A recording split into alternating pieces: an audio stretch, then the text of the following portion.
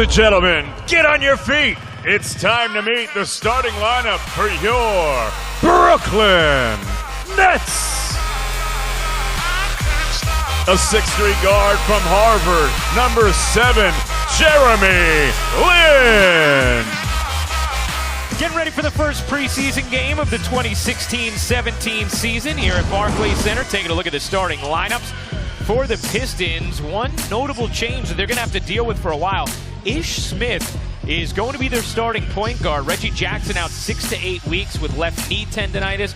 Meanwhile, for Brooklyn, Rondae Hollis-Jefferson, Trevor Booker, Brook Lopez, and a backcourt of Randy Foye and Jeremy Lin. Well, Kenny Atkinson had said that he would encourage his team to stand but respect whatever they did, and he just wanted them to do it as a team, as Sarah displayed, and that's what they did, a sign of unity here to begin this 2016-17 season. Yeah, I think if it's done in a tasteful manner, everybody has the freedom of speech and being able to voice their opinions on things, and so it's a powerful concept that's swept the United States right now. So, you know, I agree with the fact that they have to be able to make a statement in any form or fashion they want, as long as it's tasteful and recognize that the flag is the flag. That puts in your own mind as a shooter, hey, my coach wants me to do this, he must believe in me, then your numbers will get better. Here is Lin swooping through the lane. Jeremy Lin flips it home, and we know he can draw. That's something Kenny Atkinson was discussing before the game, saying kind of getting Jeremy Lin to get back into full point guard mode because he had more of a scoring role in Charlotte, as Lopez was hooked by Drummond. But I think Lin has the mentality to be able to pull that off. Stan Van Gundy's squad will stand in the middle of the floor. They'll wait for the big guy to put that ball down a second or third time, and we know that 7-footers are dribbling too much. That's a bad thing. Lin trying to race in the lane, flips it up and in. That's a nice take with a fading shot clock. And I think that's a perfect example. The decision to say, okay, now I have to be a scoring point guard, make something happen, get to the paint, and he draws 4 guys, the Pistons. Unique feeling just coming and working out with the guys, because I'm actually in a position of leadership versus in the past few years I've just been a backup and kind of the 6th, 7th, 8th man, and so there isn't that same sense of responsibility, or people don't look to you the same way. And so here, being back in that position, I mean, this what I've been my whole life is a starting point guard. What is a leader is someone whose job is to bring the best out of everybody else. And so to be back in this position, it just I would say the last week has been really fun. Just it feels natural, it feels right, because that's just what I'm used to, and I feel like that's kind of that's part of my strengths as a person or player is to lead, and so I'm loving it. I'm loving it, and I'm just thankful. And there's so many times where I would finish practice, I'd go home, and I'd just be like, man, I'm thankful to be back in this position again. Yeah, Sarah, and just to tag on that, I think one of the keys why I think this is really going to work for Jeremy Lin as he buries one from long range is that I think he hit on an interesting point. We don't have any point guards here, Jeremy. We need you to shift your mentality from a 2-guard to a point guard. He understands it, so now it's just finding his comfort zone and especially setting up his teammates. Does it tell you a little bit about their offense, too, with Brook Lopez? That he's talking about sliding a 7-footer to the 3-point line for a 3-point shot in a set. Crafty move from Lin to get to the line. If you look at the analytics on drives from Jeremy Lin, he has always been able to get into the paint. You see the numbers in Charlotte last year. That has never been an issue for him. And he's big enough to finish as well.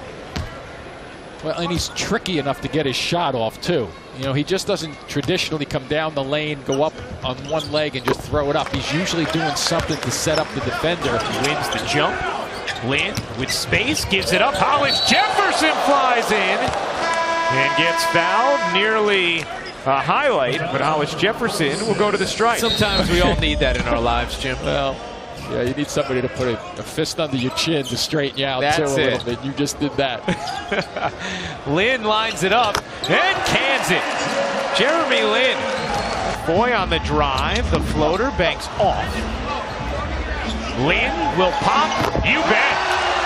The 3-point shot is going down for Jeremy Lin. 3 of 4 from deep. And whether it's preseason or regular season, the best time to get a good look at a 3 is generally off like a broken play. Get that offensive rebound. It's hard, very hard to find shooters. So here he is. Does he get a piece of the rim on this? Woo! I don't know if his hand got the rim, but this is a little better. Come back and answer, and same guy, same floor, better results. When Kenny Atkinson has talked about Hollis Jefferson, he said, so much focus on the shot, but we feel like he can be a playmaker for us. That we can put him in situations where he's making good decisions, like that. Well, if he does that, in terms of, and I don't even mean the pass, but I mean that one instinct bounce.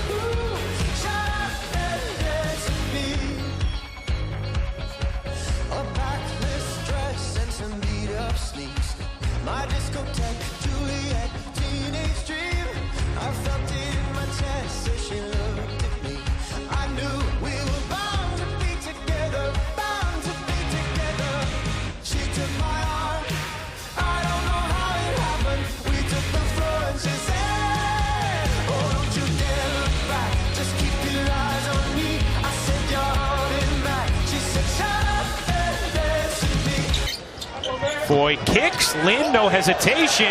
Got it again! Jeremy Lin, 5 of 6 from deep. Drummond, facing up, double comes, floats it up. And the Nets have liked what they've seen thus far. They feel like, hey, he has a couple elite skills as Harris puts that home on a nice delivery from Jeremy Lin.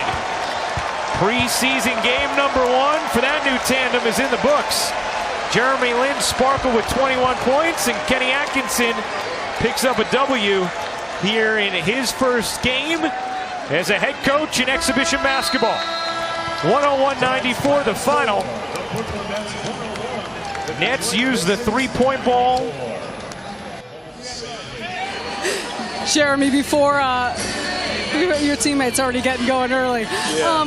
First chance for you guys to get out and get live game action against an opponent. What are your takeaways from the way things went tonight? I thought I was really proud of our effort. I thought that for the most part we moved the ball and made the extra pass. I think we need to take a look at some of our defensive stuff.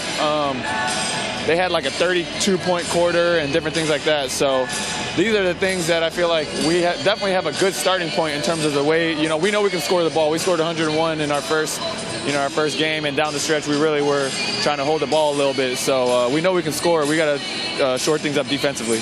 What did you think about, of course, a preseason game like this, 15 players getting a good, significant amount of minutes, just the way that the offense flowed, whether it was some of the starting unit or some of these reserves that were able to come in and still run things? Yeah, I mean, that's the thing that Kenny's been talking about, and it's a big reason why I really, loved everything that he was talking about from the beginning is just the ball is going to find the open man, and we're going to get good shots. And if you consistently get good shots, I mean, things are going to go your way. You're going to find a break. You're going to score a lot of points, and from there it's kind of like, all right, how are we going to get stops? How are we going to get stops? And so offensively, what we did tonight, I feel like is definitely a good starting point.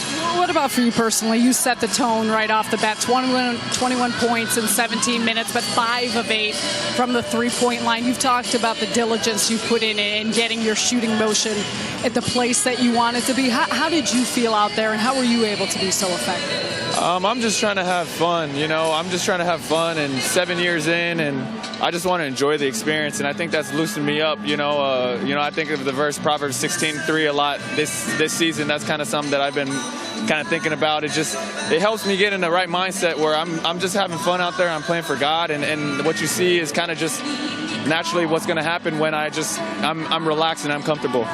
Jeremy, thanks so much for your time. Congrats on the win. Thank you. All right, Ryan, back to you.